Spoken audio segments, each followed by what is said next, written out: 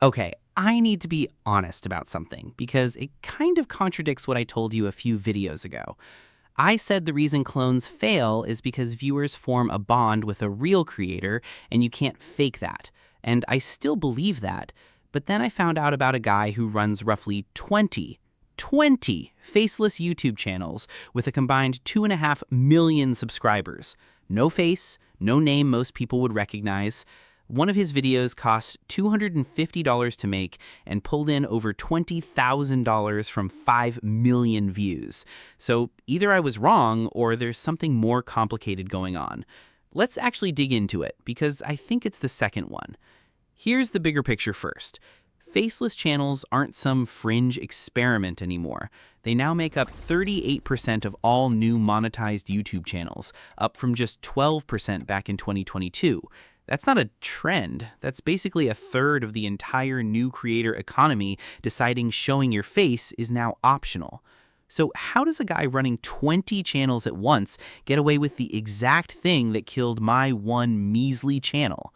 Here's my honest theory, and I want to walk through it step by step instead of just throwing out a hot take. Point 1.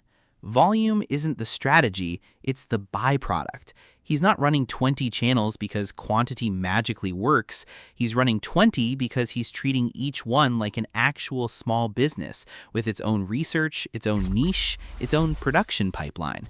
It's not 20 clones of one format copy-pasted. It's 20 separate bets, and some of them just happen to hit. Point 2, and this is the part that connects back to what I said before, faceless doesn't mean identityless. A channel can have zero face reveal and still have a consistent voice, consistent pacing, a consistent editorial point of view, a specific way it explains things that's recognizable even without a face attached to it. That's still a bond. It's just a bond with the format and the voice instead of a literal human face.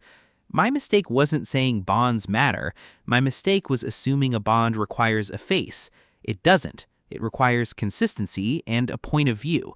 I had neither. I had a clone with nothing of my own layered on top. Point 3. Sarcastically speaking now, the tools got insanely good insanely fast. AI voiceover, AI video generation, automated editing pipelines.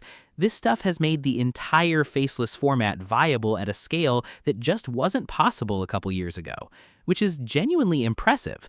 It's also exactly why the platform had to start cracking down on the lazy version of it, which is the video I made right before this one, so go watch that if you haven't. So here's where I land, and I promise this is the actual honest conclusion, not just a neat bow on it. Faceless isn't the problem. Cloning is the problem. 20 faceless channels built with actual research and a real point of view can absolutely outperform one channel with a face and zero originality.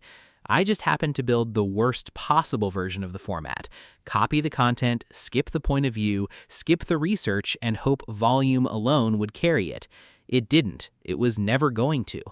If you're thinking about starting a faceless channel, the real question isn't should I show my face or not, it's do I actually have a point of view here, or am I just hoping nobody notices I don't? That's the only thing that was ever going to determine whether this works. Anyway, I'm still figuring mine out in real time. If you want to watch me actually try to do this properly this time, point of view and all, stick around.